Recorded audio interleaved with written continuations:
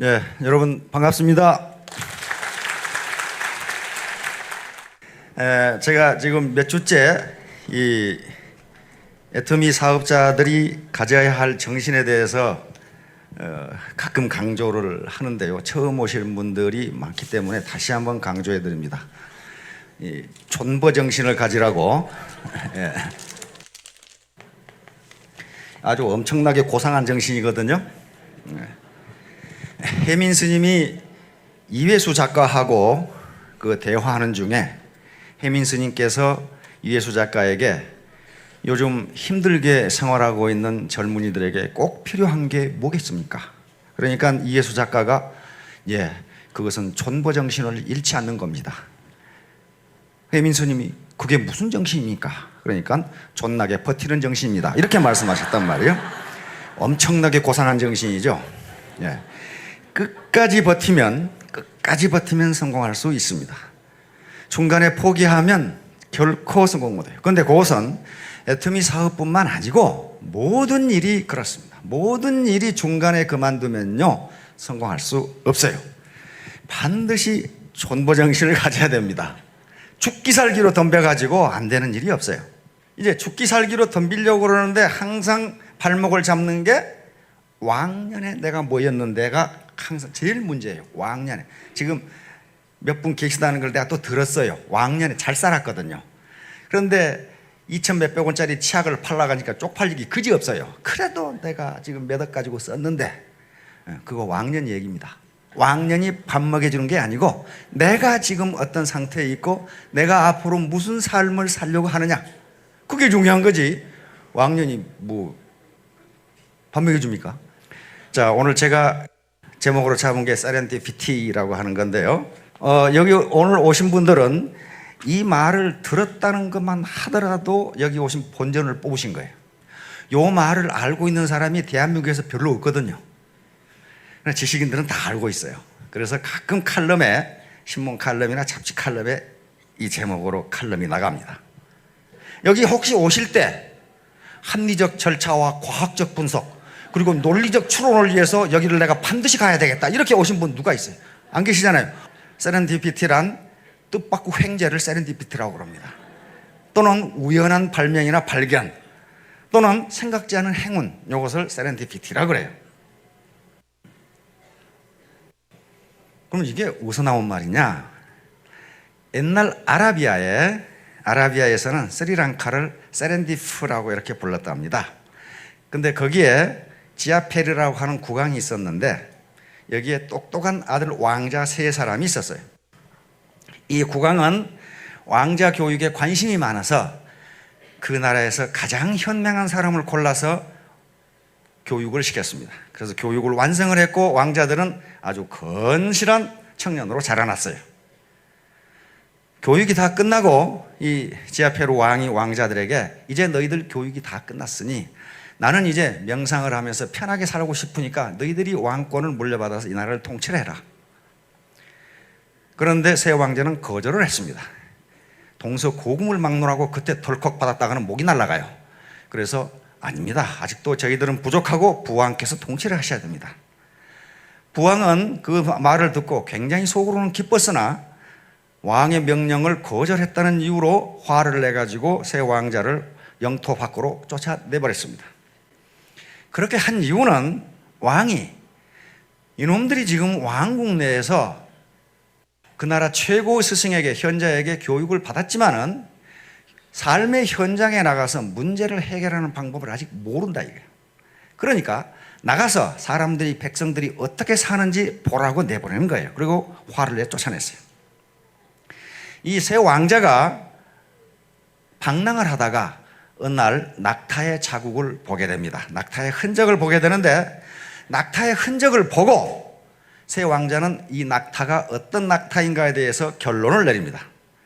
이 낙타는 한쪽 눈이 멀었고 이가 빠졌고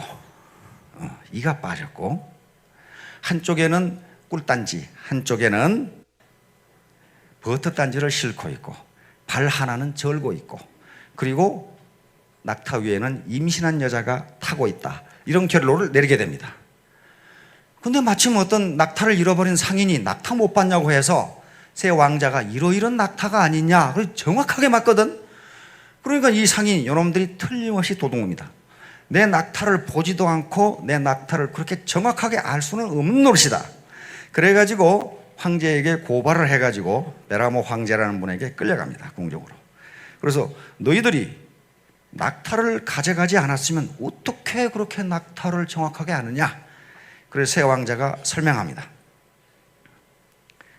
길 오른쪽과 왼쪽에 한쪽은 아주 풀이 잘 자란 연한 풀이 있고 한쪽은 잘 못 자란 그런 풀이 있는데, 잘 자란 풀을 놔두고 잘 못 자란 풀을 뜯어먹었다는 것은 한쪽 눈이 멀었기 때문입니다.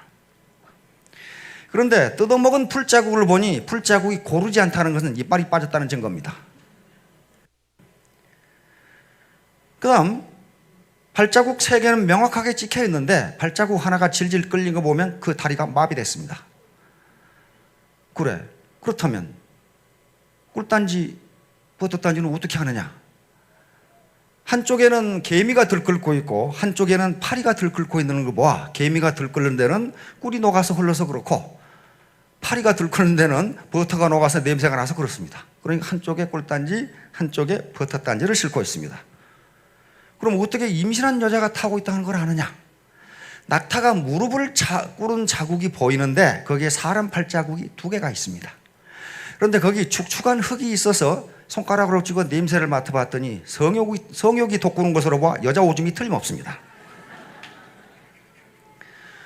그런데 그 옆에 손바닥 자국이 하나 있는 걸로 보아 이 여자가 이를 다 보고 일어날 때 한쪽 손을 짚었다는 것은 몸이 무겁다는 증거입니다.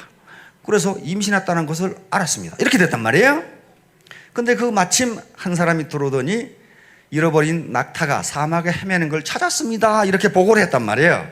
그래서 그 베라모 황제는 세 형제에게 환 상금을 내리고 자기 고문으로 삼았다, 이런 얘기가 있어요. 저 책이에요. 세렌디피티라는 책이 나왔죠. 요 호레이스 월폴이라는 영국의 작가인데, 영국의 작가가 아라비아의, 그 당시 페르시아죠, 페르시아의 이야기를 듣고 자기 소설에 쓰면서 이와 같이 현명한 사람들은 아주 사소한 흔적에서도 중요한 사실을 발견해낸다. 그래서 이걸 세렌디프의 새 왕자라는 말에 따라서 이와 같이 아주 우연한 행운, 그리고 뜻밖의 발견, 또는 호박이 넝쿨채 갑자기 굴러 들어오는 것을 나는 세렌디피티라고 말을 만들겠다 하는 편지를 자기 친구한테 보냈어요. 호레이스 만이라고 하는. 그래서 그 뒤로 세렌디피티는 우연한 발견 또는 뜻밖의 행운 또는 뜻하지 않은 횡재, 이것을 세렌디피티라고 부릅니다. 그러면 이제 우리에게 과학사라든가 인간의 삶을 보면은 도대체 우리가 성공이라는 것이 행운이냐 아니면 노력이냐, 요 문제예요. 행운이냐 아니면 노력이냐. 그런데 많은 학자들의, 특히 과학사에 굉장히 많은데요, 결론적으로 얘기하면 행운과 노력의 결합이다. 행운과 노력의 결합이다. 행운이 없어서도 안 되고 노력이 없어서도 안 된다. 근데 그 행운이 찾아올 수 있는 토대를 만들어 놓은 사람에게만 찾아온다, 이렇게 돼 있어요. 아무렇게 찾아오는 게 아니고, 우리말로 운이라고 그러는데 동양에서 운이라고 하는 것도 이게 움직일 운자거든요. 움직일 운자란 말이에요. 그러니까 운은 움직인다 그런 말이에요. 뭐고? 제가 가끔 얘기하듯이 재수 없는 놈은 뒤로 넘어져도 코가 깨지고 재수 좋은 놈은 쇠똥에 미끄러져도 이뿐이 치마 밑으로 넘어진다고. 이게요, 쇠똥에 미끄러진다는 게 그렇게 흔한 일이 아니에요. 아주 우연히 미끄러진 거예요. 그때 하필 이뿐이가 지나간 거죠. 그렇죠? 그 타임이 1초만 늦어도 안 돼요, 치마 밑으로 넘어지려면. 이거 세렌디피티예요. 이 행운이란 말이에요, 행운. 그런데 그 행운을 어떻게 이제 자기의 성공과 연결시키냐 하는 문제는 그 다음 문제예요. 그 다음 문제라고요. 자, 그러면 그것이 어떻게 연결되는지 한번 역사적으로, 특히 이 시간에는 역사, 과학, 그리고 경제, 또 인간 문제까지 모두 광범위하게 다루도록 하겠습니다. 스리랑카인데 여기입니다. 자, 여기 보세요. 이게 아주 세렌디피티의 전형입니다. 이 사진 작가는 요 백로를 보고 사진을 찍었답니다. 그래서 나중에 잊어버리고 있다가 이 사진을 현상하면서 깜짝 놀랐어요. 아니, 딱따구리란 놈이 이놈을 등에서 시비를 걸고 있는 게 이게 찍혔어요. 굉장히 우연이란 말이에요. 사진 작가는 요 두 개를 보고 찍은 게 아니고 요 백로를 보고 찍었는데 나중에 현상을 해보니까 요놈보다 더 귀한 딱따구리가 여기서 시비를 걸고 있어요. 이게 세렌디피티예요. 세렌디피티는요, 인공적으로, 즉 인간이 인위적으로 만들 수도 없고 자연적으로 이러한 현상이 나타나기가 매우 힘들어요. 과학적 발명은요, 거의 우연에 의한 경우가 굉장히 많습니다. 우연히 발견해요. 그리고 그것이 나중에 노벨상으로 연결이 돼요. 그래서 노벨상을 받은 분들의 인터뷰를 보면은 이구동성으로 하는 말씀이 나는 운이 좋았다 그래요. 가만히 보면 운이 좋았어요. 자, 콜럼버스가 신대륙 발견한 것도 세렌디피티입니다. 그 신대륙 발견하러 간 게 아니에요. 인도 간 거거든요. 그래서 아메리카 오른쪽에 그가 서인도 제도예요. 그거 인도 아니거든. 거기가 인도인 줄 알았어. 아르키미데스의 부력의 원리도 마찬가지입니다. 목욕탕에 들어갔다가 발견한 거거든요, 이게. 자, 각골문. 각골문 아시죠?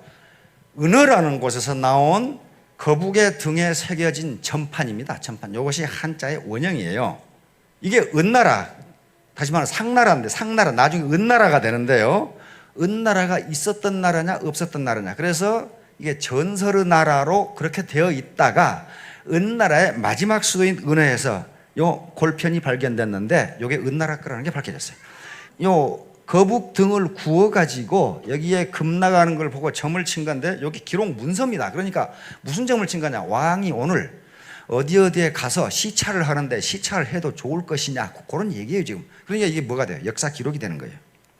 이게 지금 10만 개가 발견되었는데 이 중에 약 5천 개 정도가 해독이 됐고 그 중에 1,500개 정도가 정확하게 해독이 돼서 한자의 기원, 그때의 역사, 그때의 왕이 어떻게 이어졌고 하는 게 다 나타났어요. 그런데 이게 사마천의 사기에, 그 다음에 서경에 이 기록이 있어요. 있는데 학자들이 이걸 발견한 게 아니고 약재상들이 여기서 이 뼈다구를 파다가 한약재로 팔고 앉아 있었어요. 용골이라 그래가지고, 용의 뼈다 그래가지고. 근데 금성문학자가 보니까 무슨 글자가 새겨져 있거든? 이게 뭐야? 그래가지고 연구를 해보니까 은대 역사 기록물이야. 그러니까 학자들이 어떤 과학적 추론을 거쳐서 발견한 게 아니고 우연히 나타난 거예요. 이게 동양의 역사를 바꿔놓습니다. 이게 지금 각골문과 오늘날 현대 한자의 비교인데, 이런 글자를 아마 가끔 보셨을 거예요. 이렇게 막 써놓은 것들. 이게 각골문입니다. 진시황릉 병마용갱, 이건 많이 들어보셨죠? 병마용이라는 것은, 병은 사람 병사고 마는 말이니까 용은 인형입니다. 인형. 흙으로 만든 토용, 그러면 흙으로 만든 인형, 그 말이에요. 그러니까 옛날에 세력가가 죽으면은 그 부인이나 종들을 순장하죠. 같이 묻어 죽여요. 그런데 그게 점점 사람 인권의식이 발전하면서 그렇게 할 수 없고, 또 옛날 전통은 따라야 되고, 그러니까 사람을 묻은 게 아니라 목각이라든가 흙으로 그 사람 모양을 만들어서 같이 묻어줬어요. 이게 이게 용이에요, 용. 그런데 진시황능의 병마용입니다. 그러니까 아직 진시황능은 발굴을 안 한 겁니다. 지금 안 한 거고, 그 주변에 있는 병마용만 개발이 됐습니다. 이런 것들이란 말이에요. 이건 각각 하나하나가 같은 게 하나도 없고, 그 당시에 병사들의 실물대로 만들어놨기 때문에 그 당시 어떤 인종들이 덩치가 얼마나 됐고 갑옷을 뭘 입었고 하는 게 다 나타난 거예요. 그런데 이게 지금 유네스코 이 세계 문화유산으로 등록이 돼 있단 말이에요. 지금 파고 있어요. 파고 있는데 앞으로 다 파는데 100년 정도 잡고 있습니다. 지금 한 40년 팠거든요. 40년 파는데 일부를 팠는데, 이게 지금 기술이 덜 발전해가지고 파는 바람에 원래 전부 칼라로 돼 있었는데 햇빛에 노출되자마자 몇 초 만에 칼라가 다 달아났답니다.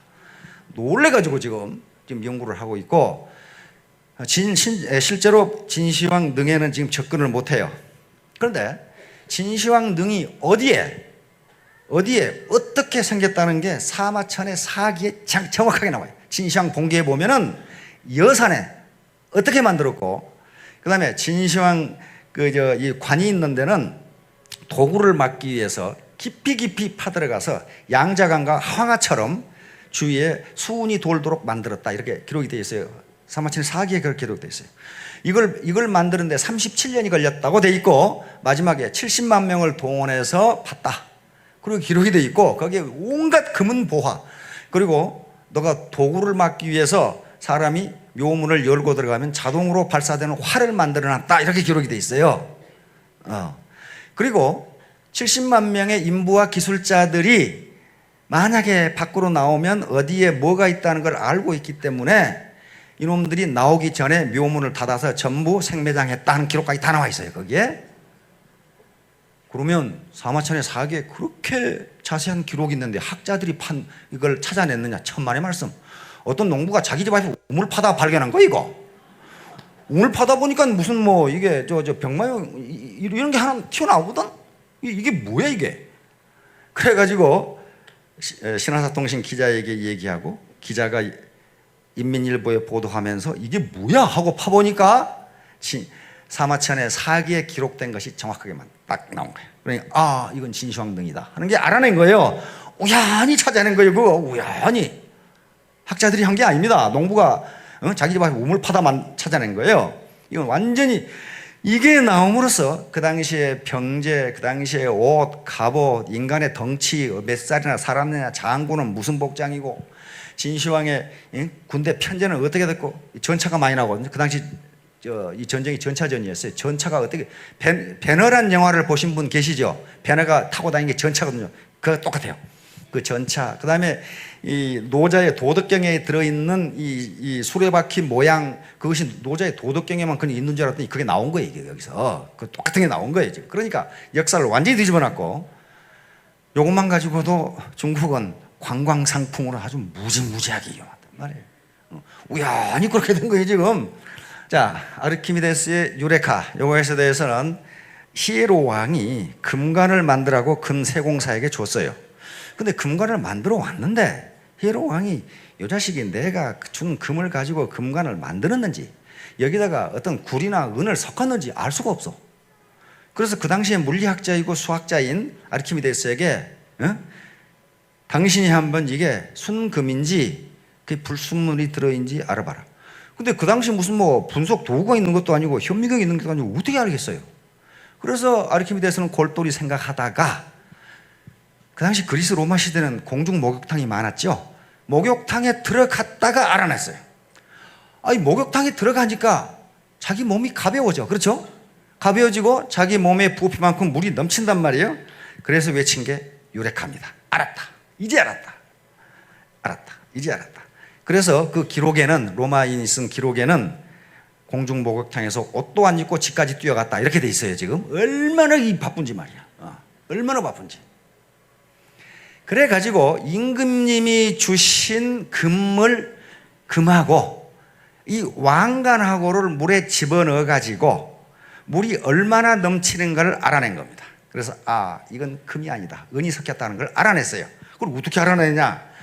여기다 금덩어리를 달고 여기다가 이 금덩어리하고 같은 무게의 왕관을 달면은 이쪽이 부피가 커지면은요, 이쪽이 부력을 더 많이 받기 때문에 기울어져요. 다시 말하면 여기에 금 말고 다른 게 있다, 이렇게 나타나요. 자, 다음 표를 한번 보세요. 비중이라는 게 있는데 모든 물체는 비중이 있어요. 비중의 기준은 뭐냐면 물입니다. 물.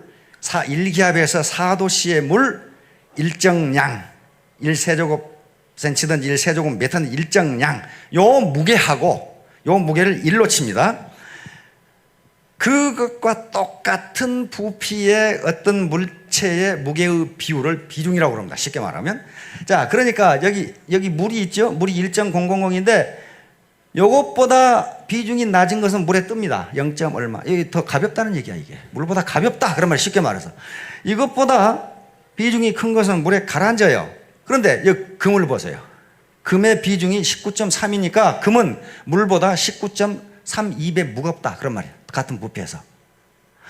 그런데 은은 어떻게 됩니까? 은은 10.50밖에 안 되니까 금과 은이 똑같은 무게가 되려면 은의 부피가 커야 돼요. 그렇죠? 은덩어리 커야 돼요. 그러니까 은으로 왕관을 만들면 왕관의 부피가 커져요. 무게는 똑같은데. 그러니까 그걸 물속에 집어넣으면 부력이 커져서 한쪽으로 기울게 돼요. 이걸 알아낸 거예요. 지금 비중이 제일 큰 게 이리듐이라는 게 있던데, 백금, 금 이쪽으로 올수록 비중이 커지죠. 그래서 만약에 우리 쇠를 봅시다. 철이 7.860이니까 쇠는 물보다 7.86배 무겁다 그 말이거든요. 그런데 알루미늄은 어떻게 됩니까? 2.7배밖에 안 되니까 만약에 쇠로 만들어야 되는 것을 알루미늄으로 만드는 기술이 발전한다면 무게가 엄청나게 줄어들어요. 그걸 만약에 플라스틱으로 만들어 보면 어떻게 됩니까? 1.2밖에 안 되니까 무게가 엄청나게 가벼워집니다. 만약에 플라스틱 엔지니어링을 해가지고 쇠 같은 강도나 또는 성질을 갖게 한다면 공업적으로 엄청나게 좋죠. 자, 이게 비중이에요. 자, 그런데 이와 같이 아주 지금 물리학에서 없어서는 안 될 이 비중이라는 문제, 그리고 부력의 원리도 아르키미데스가 목욕하다 찾아낸 거예요. 목욕하다가 우연히 찾아낸 거예요. 자, 파블로프의 조건반사. 여러분들이 어떤 석류를 씹는 생각을 하면 입에서 침이 나온다. 그거 잘 아시죠? 근데 이 중에 석류를 먹어본 적이 없는 분은 침이 안 나옵니다. 안 나와요. 꼬맹이들한테 물어보세요. 석류 먹어볼래? 그러면 그게 뭔데요? 침 전혀 안 나와요. 그런데 이거 조건반사, 이 양반은요 생리학자이지 심리학자가 아닙니다. 근데 요 조건반사라는 걸 발견하면서 심리학에 엄청난 발전을 가져오고 어마어마하게 많은 다른 것을 발견해냅니다. 이 사람은 그런데 파블로프는 러시아 생리학자인데 조건반사를 발견하기 위해서 이 실험을 한 게 아니에요. 이 사람은 생리학자니까 인간의 뇌의 뇌신경이 어떻게 우리 몸의 행동과 연결되는가 이걸 연구하고 있었어요. 그렇다면 우리가 음식을 먹으면 침이 나와요. 그렇죠? 침이 나옵니다. 요것을 무조건 반사라고 그래요. 이건 선천적으로 아주 생득적으로 나오게 돼 있어요.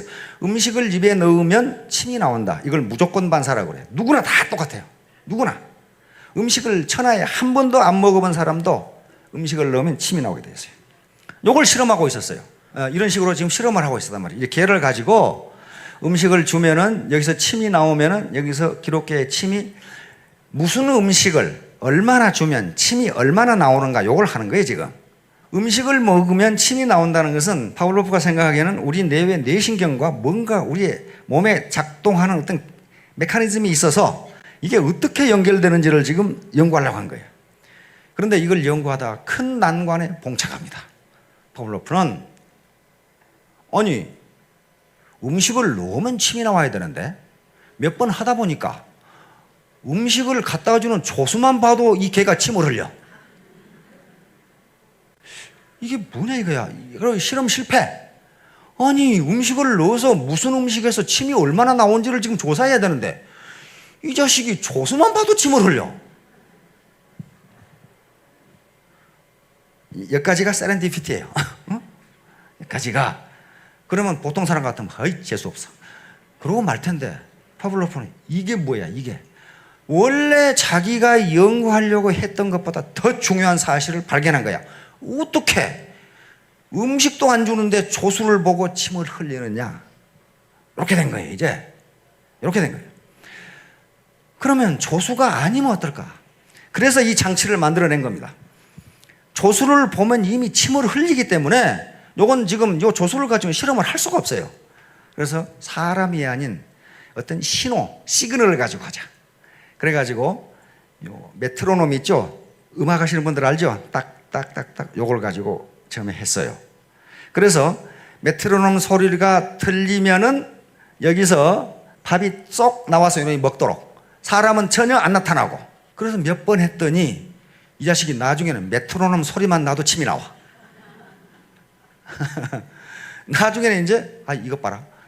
종을 가지고 종을 이렇게 울리고 먹이를 줬더니 나중에는 종소리만 들으면 이 자식이 침을 내. 별걸 가지고 몽땅 실험했어요. 전등을 가지고 전등을 팍 켜면 음식을 줘. 먹으면 다 꺼버려. 나중에는 불만 커져 이놈이 침을 흘려. 그런데 요 전기불과 입에 침하고는 아무 관계가 없어요. 전기불 켜진다고 침이 나오지는 않아요. 그런데 이게 학습 과정, 훈련 과정을 거치면 전기불만 켜져도 침이 나오게 된다. 어떤 조건이 주어지면 거기에 대해서 반사 또는 반응, 리스판스 또는 리플렉스를 한다. 이걸 파블로프 조건 반사라고 이름을 붙였어요. 이걸로 노벨상을 받습니다. 그러니까 파블로프는 개가 침을 흘리는 바람에 노벨상을 받은 거예요. 그렇죠? 완전히 우연이에요. 우연인데 우연으로 끝나지 않고 계속 연구. 이게 발표되자 생리학계, 심리학계가 팔칵 뒤집혔어요. 그럼 문제는 어디 있습니까? 인간은 어떻느냐? 인간. 개를 가지고, 근데 이걸 흰쥐를 가지고 실험하고 원숭이 가지고 실험하고 각각 시간을 달려겠는데 전부 똑같아요. 똑같으니 그럼 사람은 어떠냐? 사람에 대해서 실험하니까 똑같아. 그럼 뭐냐면은 인간도 후천적 학습에 의해서 어떤 성격이 나타난다 이렇게 되는 거예요. 지금까지는 인간은 선천적으로 부자가 될 놈 따로 있고 머리가 좋은 놈 따로 있고 뭐 성질 고약한 놈 따로 있고 뭘 무서워하는 놈 따로 있고 그런 줄 알았는데 아이고 이 실험을 해보니까 인간도 후천적 학습에 의해서 뭔가 리스판스가 나타난다. 이 결론에 도달하게 됩니다. 그래가지고 이제 치열한 실험이 계속돼요. 인간에 맨 처음 적용한 사람은 요 왓슨이라는 사람입니다. 아주 극단적으로 행동주의 심리학자입니다. 다시 말하면 인간의 선천적인 특성이라는 거, 어떤 사람은 성질이 급하고 어떤 사람은 성질이 안 급하고 어떤 사람은 무대 공포증이 있고 어떤 사람은 무엇이 어떻고, 이것이 선천적인 것이 아니고 자기도 모르는 사이에 그것이 학습되어서 그렇다 하는 걸 증명해냅니다. 리틀 엘버트 실험이라는 아주 유명한 실험을 하는, 지금 같으면 이 실험 못합니다. 인권 문제가 있기 때문에. 이 사람이 11살 된 엘버트라는 어린애에게 흰쥐를 줬어요. 근데 11개월 된 어린애들은요, 그것이 흰쥐인지 거문인지 몰라요. 뱀인지 뭔지 전혀 모릅니다. 그래가지고 얘가 흰쥐를 무지무지하게 좋아해. 엘버트가 좋아해. 그래서 흰쥐를 좋아한다, 흰쥐에 공포가 없다, 굉장히 잘 가지고 논다 하는 게 증명이 됐어요. 그런데 다음 어떤 실험을 했냐면 흰쥐를 줄 때 옆에 있는 우리 같으면 징이죠. 징을 꽝 쳐가지고 애기를 깜짝 놀라게 만들었어요. 흰쥐를 줄 때마다 징을 쳐서 깜짝 놀라게 만드니까 이 자식이 나중에는 흰쥐만 봐도 깜짝 놀라서 울어요. 계속 울어, 계속. 처음에는 그렇게 흰쥐를 좋아하더니 흰쥐를 받자마자 징을 쳐서 놀라게 하니까 울어. 나중에는 흰쥐만 봐도 울고 산타크로스 흰 수염만 봐도 계속 우는 거야. 애가 이것이 증명되면서 봐라. 인간이 무언가를 무서워하고 두려워한다는 것도 언젠가 그것이 학습됐기 때문에 나타나는 것이지 선천적으로 그런 게 아니다. 인간이 무대 공포증을 갖는 것도 마찬가지라는 걸 증명해내요. 언젠가 누구에게 무대에 올라가서 비난을 받았다거나 또는 뭔가 자기가 실수를 했다가 그것 때문에 무대만 올라가면 덜덜덜 떨린다 이 말이야. 그러면 무엇 때문에 이걸 했느냐? 이것이 후천적인 학습에 의해서 그런 현상이 나타난다면은 그 현상이 나타나고 있는 사람에게 후천적인 학습을 통해서 그걸 고칠 수 있다. 이걸 증명한 거예요, 이제. 고칠 수 있다. 고칠 수 있다. 그 우연히 파블로프의 그게 나오면서 노벨상으로 이어지고 전부 그렇게 됩니다. 자, 다음. 파블로프가 그 실험을 했을 때에는 개가 몇 번의 경험을 거쳐야 그것이 학습된다고 증명이 됐어요. 그런데 인간은 단 한 번의 경험으로 그렇게 된다. 그런데 그것이 단 한 번의 경험인데 실험을 해보니까, 가르시아라는 사람이 심리학자 실험을 해보니까 그 혐오감이 그 혐오 물질과 관계가 없는데도 그렇다 그런 말이에요. 다시 말하면 내가 어제 사과를 먹고 배탈이 났어. 그러면 그 뒤부터는 사과를 안 먹는다 이거야. 사과만 보면 배가 아파. 나중에 밝혀지기를 그 사과 때문에 배탈이 난 게 아니라 이질병이 돌아가지고 배탈이 났다는 사실을 밝혀졌어, 과학적으로. 그럼에도 불구하고 그 사람은 사과를 안 먹는다. 이 현상이 밝혀졌어요. 다시 말하면 인간관계에서, 스폰서와 파트너 관계에서 무엇 때문에 어떤 인간에 대해서 혐오감을 가지면은 그 뒤로 계속 그걸 싫어한다. 그런 말이에요. 계속 싫어한다. 그러니까 가끔 그런 말을 들어요. 해터미는 좋은데 그 인간 보기 싫어서 내 안 할란다고. 그게 혐오감이에요. 혐오감. 다른 사람을 배려하지 않는 그 행동이 각인되는 겁니다.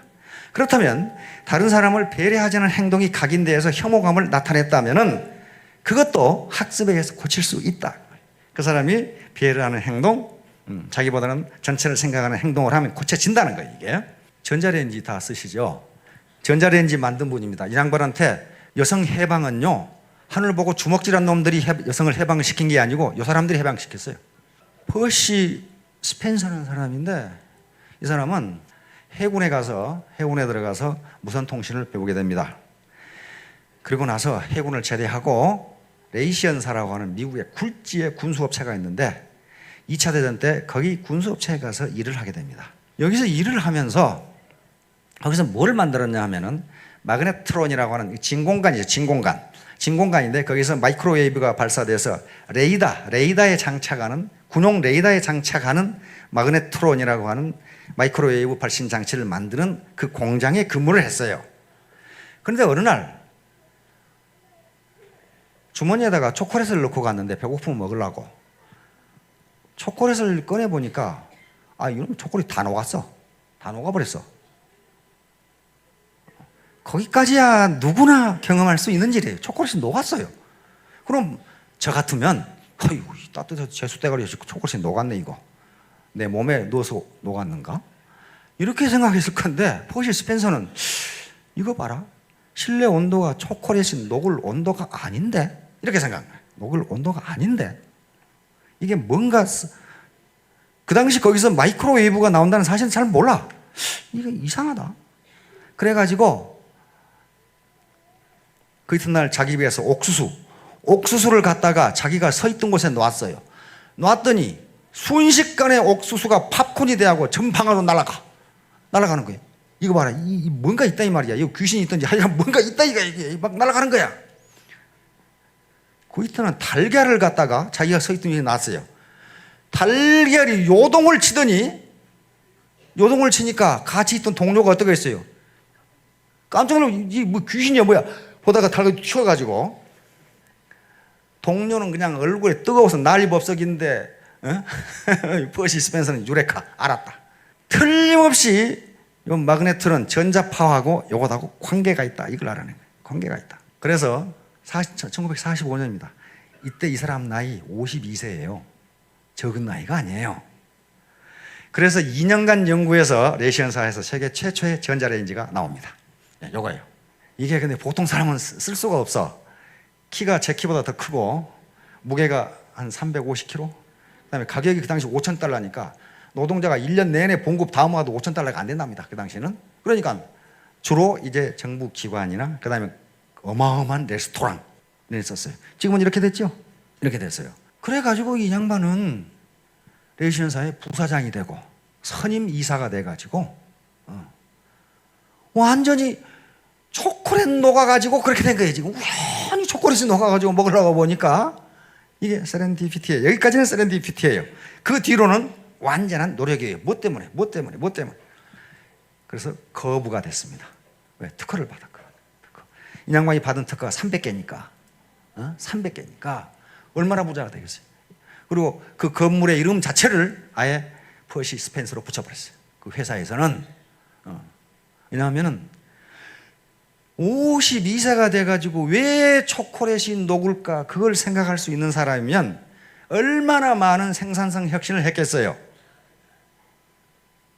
퍼시 스펜서가 일을 시작했을 때 이 공장에서 하루에 마그네트론 진공관을 17개를 만들었답니다.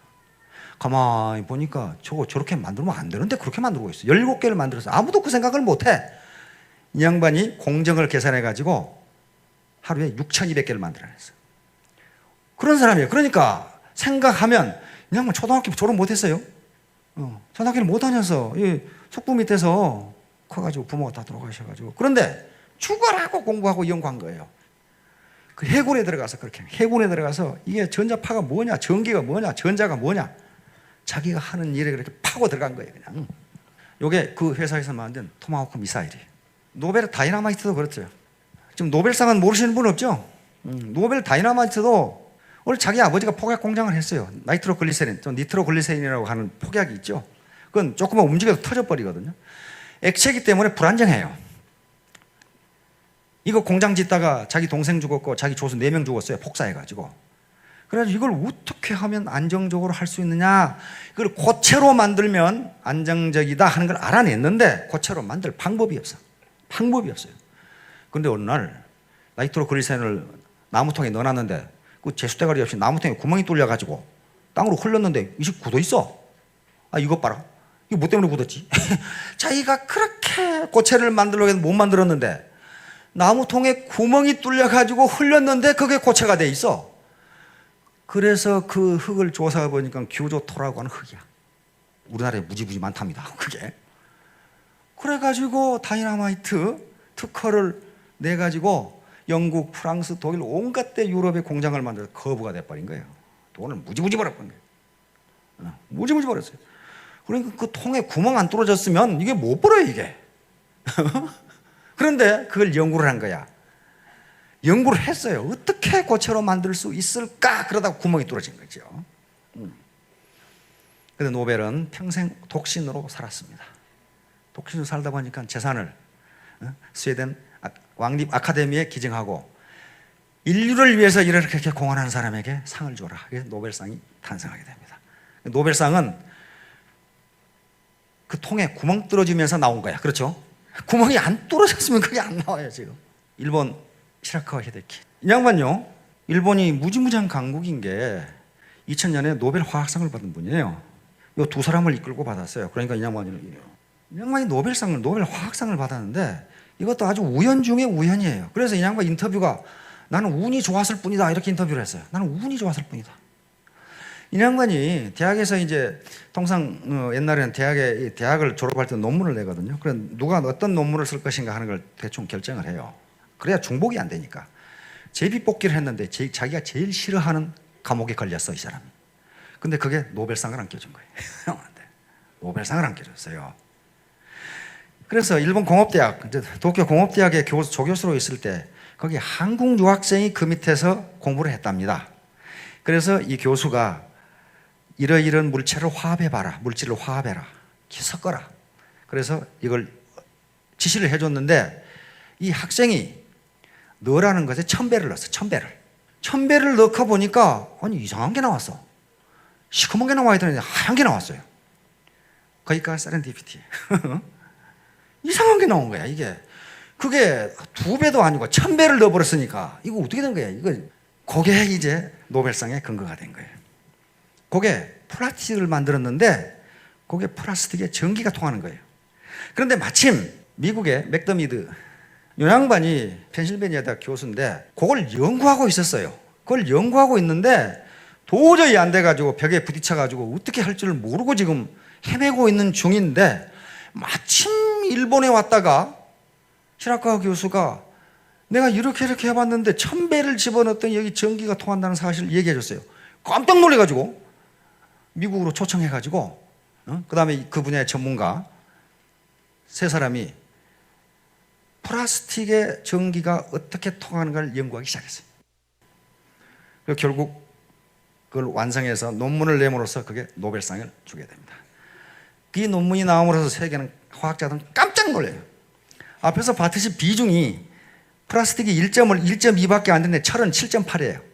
그러면 플라스틱에 전기가 통하게 만들어버리면은 쇠보다 6분의 1, 7분의 1의 무게로 똑같은 성능을 가진 걸 만들어낼 수 있다는 거예요. 지금 엄청나게 많이 쓰입니다. 그래서 노벨상을 받은 거예요. 그러니까 지금도 그런데 그 자료를 읽어보니까 교수가 1000배를 넣으라고 한 건지 그 단위를 잘못 읽어가지고 학생이 그렇게 된 건지 아직 안 밝혀졌대. 모른대요. 누가 잘못을 한 건지. 그 기록에 그렇게 나와 있더라고요. 누가 장모 선생님 모른대.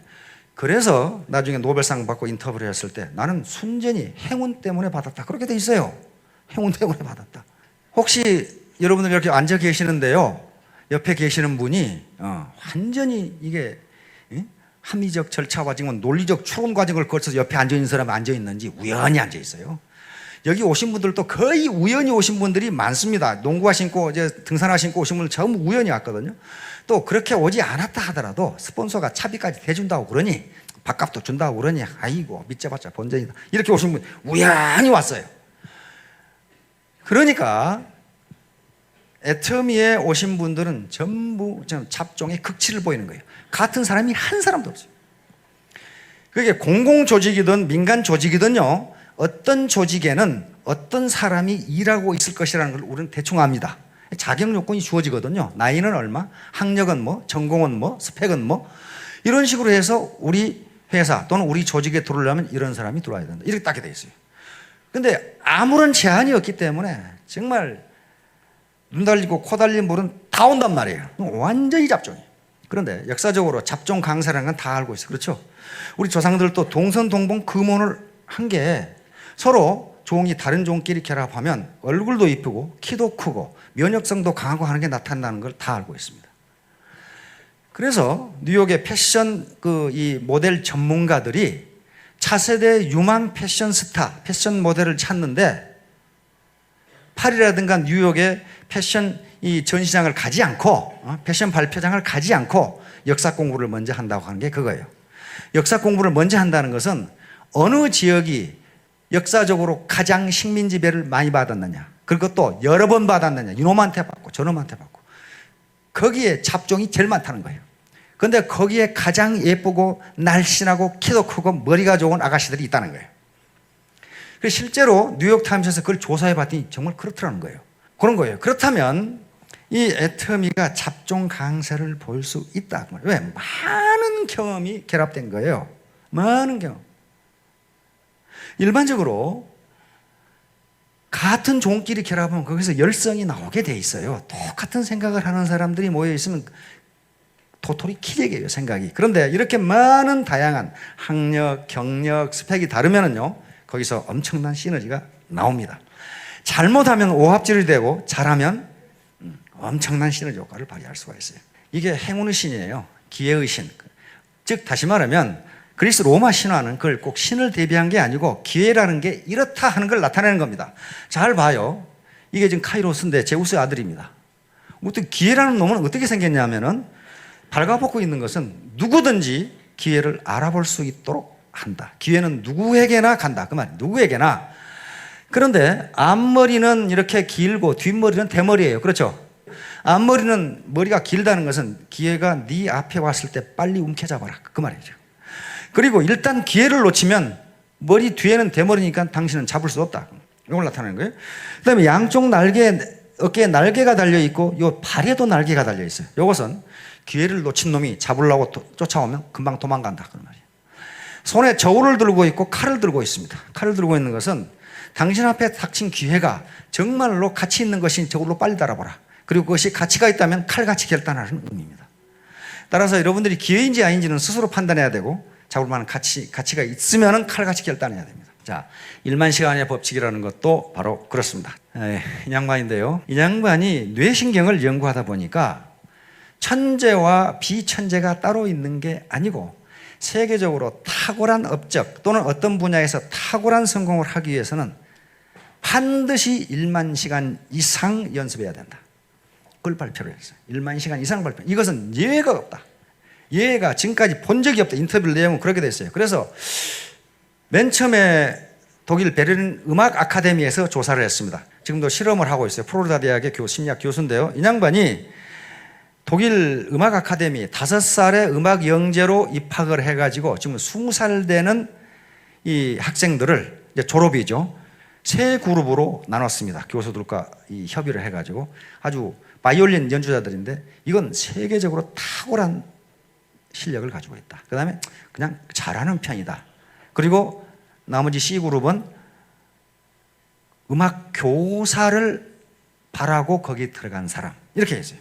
그래서 각각 연습을 얼마를 했는가를 조사를 해봤더니 탁월한 능력을 가진 사람은 1만 시간 이상 연습을 했더랍니다. 그리고 뭐 제법 잘하네. 요것은 8,000시간. 그러니까 15년 동안에 2,000시간의 연습의 차이가 하나는 탁월한 능력, 하나는 뭐 그저 잘하네.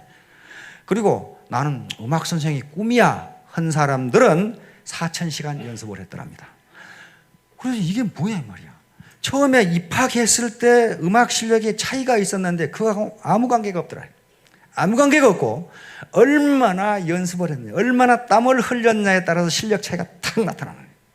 그 다음에 심지어는 그럼 도둑놈은 어떻느냐 하는 걸 조사해보면 도둑놈도 역시 1만 시간 이상 도둑질을 해야 아주 탁월한 도둑놈이 된다는 걸 찾아냈어요. 이거 에릭슨 교수가 찾아냈어요. 둘이 대결하고. 그래서 에릭슨 교수가 결론을 뭐라고 내렸냐 하면은 당신이 천재인가 아닌가는 중요하지 않다. 당신이 얼마나 노력을 했느냐가 당신을 천재로 만들고 바보로 만든다. 결론을 내렸어요. 결론을 내렸어요. 그런데 거기에 단서가 붙어 있습니다. 아무렇게나 당신의 일을 하면 그렇게 되지 않는다예요. 그렇게 되지 않는다. 많은 사람들이 10년, 20년 같은 직장에 근무하면서도 그 모양 그 꼴인 게 체계적인 훈련, 체계적인 교육, 그 다음에 전문가로부터 컨설팅을 한 번도 받지 않고 지멋대로 해가지고 그렇다는 것을 증명해 낸 거예요. 그러니까 여기 혹시 애터미 사업에서 성공하시려고 하면요, 이런 교육, 체계적인 스폰서의 조언, 자기의 땀, 이게 결합이 돼야 되지. 난 알만큼 알아. 알만큼 안 놈 치고 잘하는 놈 내가 한 놈도 못 봤어요. 왜? 체계적인 훈련을 안 받았거든요. 그건 5년이 아니라 10년 해도 안 되는 거예요. 자, 그 세렌디피스, 이것은 세상에 공짜는 없답니다. 우연히 애터미의 정보를 알 수는 있지만은 그것이 성공을 보장하지는 않는다예요.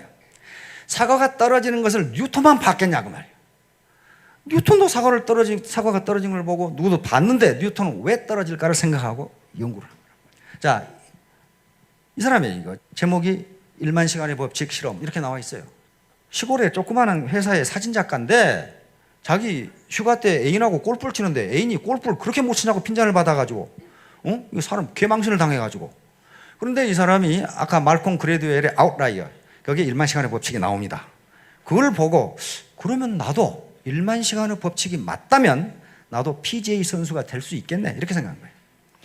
근데 PGA 투어에 참가하는 선수는 200명이랍니다. 200명인데 전 세계 수천만 명의 아마추어 골퍼가 있는데 그 중에 200등 안에 든 놈이 거기 들어가는 거예요. 근데 이 녀석은 나이가 서른이에요. 서른인데다가 골퍼라고는 쳐본 적이 없는 놈이에요 지금. 그런데 자기가 PGA 투어 선수가 되겠다고 나선 거예요 지금. 1만 시간 2016년까지 PGA 들어가겠다고 연습을 시작했어요. 자, 이걸 지금 누가 지도하고 있냐 하면 아까 전에 안데르스 교수가 지금 지도를 하고 있습니다. 왜냐하면 이 양반이 그랬어요. 네가 암만 네 개폼으로 해가지고는 안 된다. 1만 시간을 투입하되 반드시 전문 코치와 그 다음에 전문가의 컨설팅이 필요하다. 그렇게 되면 너는 1만 시간 연습하면 PGA 투어에 들어갈 수 있다. 그런데 그러니까 30살에 연습해가지고 PGA 투어에 들어갈 수 있을지는 모를 일이에요 지금. 그러나 여기 지금 성과가 나오죠. 그동안 2년간 지금 계속하고 있으니까 보통 놈은 아니죠. 2년간 계속하고 있는데 달아해진 골프화 수가 8개니까 얼마나 연습했다는 걸 알 수가 있죠. 자, 요겁니다. 그러니까 이 사람은 성공을 할 것이냐 못 할 것이냐는 2016년에 가봐야 알아요. 가봐야 알지만은 이런 정신을 가지고 도전하면 못할 게 없다. 그러면. 자, 애터미 사업과 세렌디피티. 바로 세렌디피티의 전형이에요. 우연히 어디 갔다가 우연히 그렇게 된 거란 말이에요. 전부 우연이에요. 우연인데 행운은 우연에서 오지만은 이것을 성공으로 이끌려면 그만큼 노력이 필요하고 체계적인 훈련이 필요합니다. 자, 이제 공명에 대해서 얘기해요. 여기에 계신 분들이 과거는 어떻든 간에 현재 우리나라 유수의 기업의 인력 자원과 비교해서 1대1로 경쟁을 해서 비교 우위를 갖는다고 절대 이야기할 수 없습니다. 저는 인류기업에 다니는 사람들을 많이 합니다. 아주 굉장히 엑설런트한 사람들이에요. 1대1로 경쟁해서 결코 비교 우위를 가질 수가 없어요. 그런데 어떻게 해서 지금 1000일 1000만 원 작전을 하는데 이건 3년 만에 1000만 원을 저축하자가 아니고 3년 후에 월 소득이 1000만 원이 되게 하자는 거예요. 그런데 삼성에 근무해도 3년 후에 월급이 1000만 원 된다. 말 같지도 않은 소리.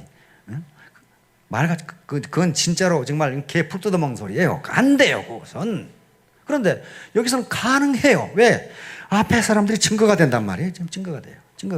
그걸 어떻게 가능한가? 그것은 바로 성수의 법칙, 배가의 법칙 때문에 그렇습니다. 그건 공명 때문에 가능해요. 공명 때문에 가능해요. 혼자의 힘으로는 절대로 안 돼요. 네트워크, 인간 그물망이거든요. 요게 동시에 공명을 할 때만 가능합니다. 자기 똑똑해서 자기 혼자 잘나서 자기 혼자 뛰다 보면 같이 망해요.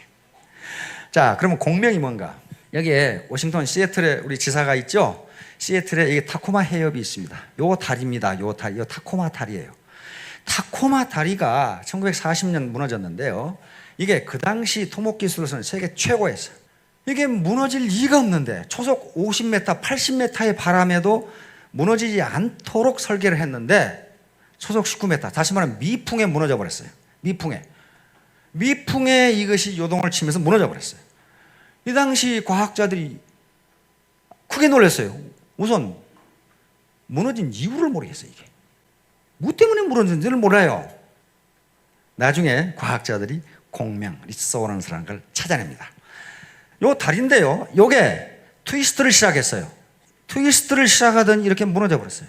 오늘날 요게 지금 타코마 다리입니다. 무너지지 않도록 만들었습니다. 나중에 왜 무너졌는가 그 원인을 찾아냈어요. 여기가 지금 타코마 다리, 해협이고요. 설계자입니다.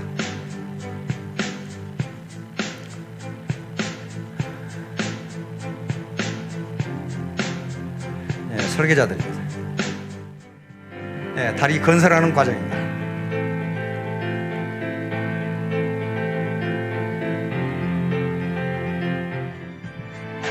네, 세계에서 세 번째로 긴 스팬을 가지고 있는 다리다. 네. 자, 근사하게 개통식을 합니다.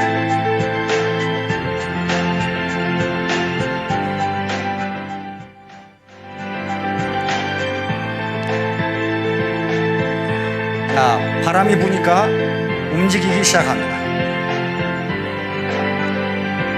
네. 센 바람이 아닙니다. 근데 움직이기 시작해요, 다리가.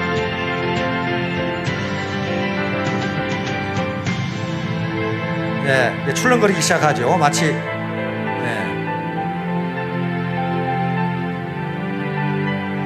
쇠로 만든 다리가 지금 이렇게 되는 겁니다.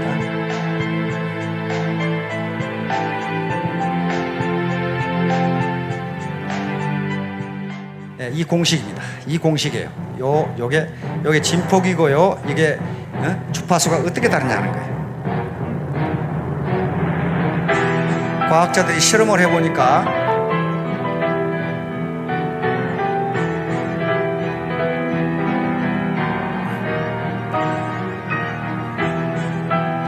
바람이 불어가면 이것이 소용돌이가 생기면서 여기서 공명 현상이 일어납니다.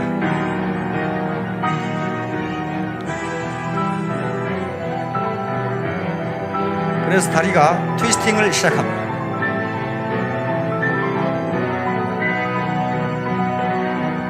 네, 요겁니다.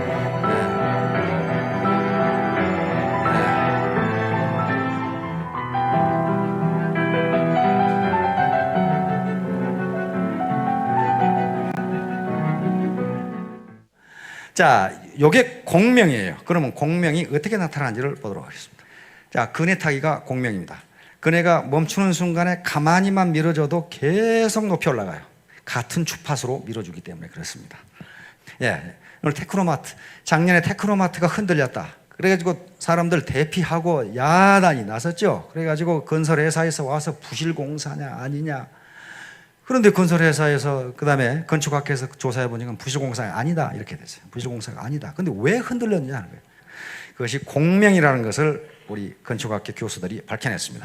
12층에 체육관이 있었는데 태보 헬스장이랍니다. 태보 해보신 분 있죠? 태권도하고 권투를 합해놓은 거예요. 이렇게. 근데 10명이 했어요. 10명이 이렇게 운동을 했어요. 그 10명 때문에 그런 거예요. 그 코치가 바뀌어가지고 그날 처음이었답니다. 그러니까 아주 의욕적으로 10명을 데리고 하나 둘 이렇게 한 거예요. 10명이. 자, 과학자들이 이것 때문에 그런 것 같다 하는 걸 알아내고 이 두 개를 사진을 동시에 비쳤어요. 12층 그리고 20층 이상에서 건물이 흔들리는 모양을. 처음에 발을 맞추지 말고 아무렇게나 그냥 운동을 해봐라. 그랬더니 진동이 얼마 안 돼요. 그렇죠? 발을 맞춰서 해봐라. 진동이 커지기 시작해요. 그런데 모든 물체에는요 고유 진동수라는 게 있습니다. 저도 고유 진동수가 있고 이것도 고유 진동수. 징을 땅 때리면 어떻습니까? 왕 울리죠. 진동을 한단 말이에요. 모든 물체는 고유 진동수가 있습니다. 건물에도 그 건물에 고유 진동수가 있는데 고유 진동수는 물질에 따라 물체에 따라 두께, 길에 다 달라요. 그러니까 건물은 이 건물에도 고유 진동수가 부위마다 다 다릅니다. 다 다른데 이 사람들이 10명이 이렇게 하나 둘 하는 게 2.7Hz였어요. 그런데 건물 20층 이상이 고유 진동수가 2.7이었어요. 딱 맞아 떨어지면서 이게 흔들리기 시작한 거예요. 이게 흔들리기 시작한 거예요. 근데 이 사람들은 못 느꼈어. 왜 못 느꼈냐면 요 체육관의 고유 진동수가 10.10이었어. 10. 스톱하니까 딱 멈췄단 말이에요. 이게 공명이에요. 그러니까 아무리 적은 힘이라도 합해지면 커진다. 합해지면 커진다. 같은 목소리를 내면 엄청난 파워 시너지 효과가 나온다. 줄다리기 할 때 왜 깃발 들고 응원하는데 영차 이렇게 합니까? 주파수를 같이 당기라는 거예요. 근데 들쭉날쭉으로 지 힘세다고 아무렇게나 그냥 당기면은 그건 지게 돼 있어요. 반드시 같은 방향으로 같은 주파수가 작용하면 크게 돼 있어요. 그 힘이 바로 애터미의 시너지 효과가 그겁니다. 각자의 힘은 작을지 모르지만은 그것이 같은 목소리, 같은 방향으로 힘을 내면 엄청나게 커진다. 이게 공명이에요. 이게 지금 아까 라디오도 전부 공명 현상이에요. 라디오 채널을 돌린다는 것은 저쪽에 방송국에서 보내는 주파수하고 이쪽 주파수를 맞추는 거예요. 그럼 주파수가 딱 맞으면 소리가 딱 나도록 돼 있어요. 같은 목소리로 내서 이게 유리의 고유 진동수와 같아지면 유리가 깨져버려요. 그래서 산에 가서 눈 덮인 산에 가서 야호 소리를 못하게 하는 게 그게 메아리에 의해서 눈의 고유 진동수와 같아지면 눈사태가 나도록 돼 있어요.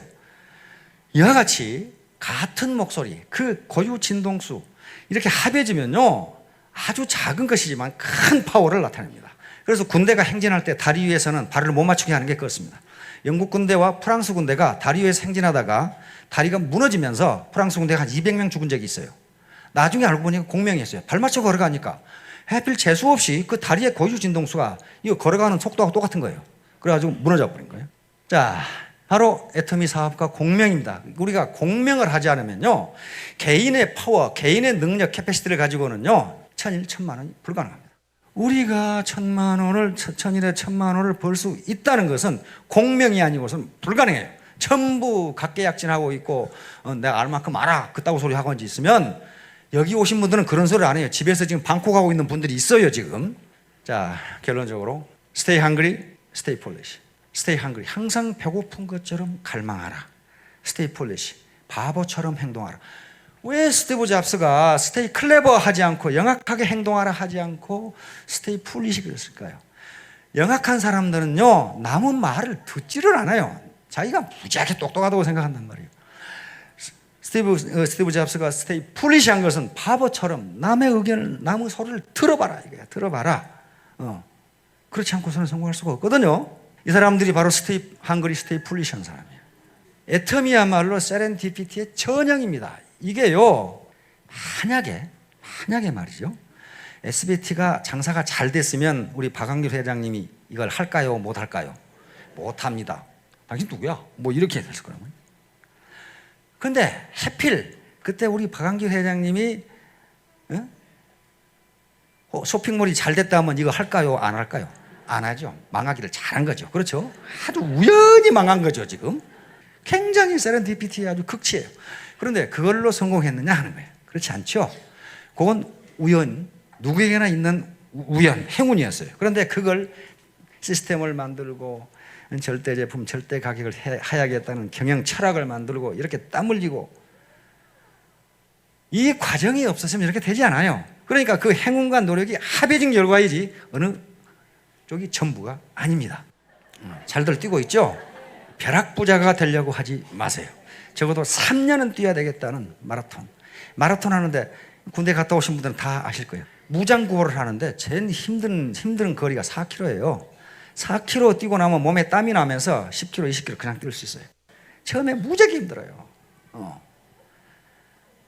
이렇게 장기 레이스를 해야 된다. 다시 말하면 연금성 소득을 얻는다, 상속을 한다. 이건 장기 레이스지 단기 레이스가 아니에요. 어제 퍼포먼스를 한 것도 생존하자는 거예요. 살아남자. 그런데 뭐 큰 문제가, 어떤 기업이 무너지고 아까 건물이 무너지는 게 큰 문제가 있어 무너지는 게 아니고요. 작은 문제 때문에 무너집니다. 우리가 뚝을 무너뜨리는 것은 작은 쥐구멍이라고 그래요. 작년엔가 광명역에서인가 KTX 탈선했죠. 그거 아주 첨단 과학 덩어리예요. 그게 탈선을 했어. 조사해 보니까 어디에 나사 하나가 헐겁게 재졌어. 큰 문제가 있는 게 아니고 나사 하나를 꼭 조이지 않았어. 그것 때문에 탈선했어. 작은 문제 하나가 그 거대한 첨단 과학기술 덩어리를 탈선하게 만들어버린다. 자, 이게 지금 오사마 빈 라덴 사살 작전입니다.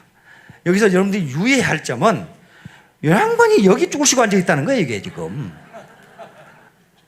이 양반이 부통령이에요, 이거. 그냥 국무장관이고, 안보보좌관이고, 이거 국방부 장관이에요, CIA 국장하고. 근데 전부 다 사이드 의자에 앉아있고, 제일 큰 의자에 기가 막히게 앉아있는 건 이 양반이에요. 육군 춘장이에요, 이거. 여기 앉아서 지휘를 하고 있고, 이 양반은 미국 군대 서열 1번입니다. 합참의장 포스타예요. 포스타가 의자가 없어가 뒤에 서 있어, 지금. 이걸 해가지고 오바마 대통령의 위신이 올라갔을까요? 떨어졌을까요? 엄청나게 올라갔어요. 아, 오바마의 리더십이란 말이 나옵니다. 뭐든지 누가 무엇을 하는 게 가장 효과적이냐 하는 것에 따라서 일을 하는구나. 그러면서 미국 백인들이 엄청나게 오바마를 신뢰했다고 합니다. 요걸 보고 뭐냐면은 지금까지는 흑인이 백인을 괴롭힌 걸로 알았는데 흑인이 백인을 살려주는구나. 이게 잠바 입고 쭈그시고 앉아있는데 눈은 반짝반짝 빛나지요. 이 양반은 제일 큰 의자에 앉아가지고 전부 다 이 포스타급인데. 자, 그러면 우리는 어떻게 되느냐? 애터미 성공작전도 이렇게 돼야 된다. 그 말이에요, 지금. 이제. 성공작전을 지휘하는 데는 가장 베테랑이 해야 돼요. 그렇지 않아요? 베테랑이 해야 되지. 싸가지 없이 너 거기 앉아있어. 그렇게 하면 안 된단 말이에요. 이것은요, 여러분들이 왕년에 사회적으로 학력이 어떻든 경력이 어떻든 지위가 어떻든 애터미 성공작전을 하는 데는 여기에 베테랑들이 해야 된다는 거예요. 베테랑의 말을 들어야 돼요. 내가 왕년에 무엇이었는데 그건 지나간 얘기고 지나간 얘기예요. 현재는 어떻느냐. 원래 교수라는 직업이요, 교수라는 직업이 쉬운 것을 어렵게 말해서 먹고 사는 게 교수입니다. 이 교수님들 많이 계시죠? 아주 쉬운 걸 어렵게 말해요. 그리고 매우 당연한 얘기를 하는데 전혀 도움이 안 되는 얘기를 하는 게 교수거든요. 그래서 교수를 해봐서 알아요. 무지무지 정확한 얘기를 하는데 살아가는 데는 전혀 도움이 안 돼요. 근데 애터미는 매우 정확한 얘기를 하면서도 살아가는 데 도움이 되는 얘기를 합니다. 어느 기업의 기획실에 직원이 기상청에 전화를 했습니다. 다음 주 월요일 우리 회사에 체육대회가 있는데 다음 주 월요일 날씨가 어떻게 되겠습니까? 전화를 받은 기상청 직원이 지금으로서는 구름이 끼고 비가 올 것으로 예상됩니다. 그러니까 이 직원이 언제쯤 다음 주 월요일 날씨를 정확하게 알 수 있을까요? 이 직원이 정확한 대답을 했습니다. 다음 주 화요일 아침이면 정확하게 알 수가 있습니다. 아주 매우 정확한 얘기를 했지만 전혀 도움이 안 되는 얘기를. 그러나 어제부터 여러분들이 우리 박한길 회장님 강의를 들어보셨겠지만 매우 정확한 얘기를 하는데 전혀 도움이 되는 얘기를 해줘요. 그것을 네가 왜 그 자리에 앉아있느냐 그렇게 생각하지 마시고 베테랑이다. 이건 전부 베테랑이에요, 전부 다. 예, 이거 네버 기브업. 당신이 성공시켜준다고 했으니 끝까지 물고 늘어지면 모두 성공하실 수 있을 겁니다. 3년 이내에 월 1,000만 원 소득을 달성하시기 바랍니다. 감사합니다.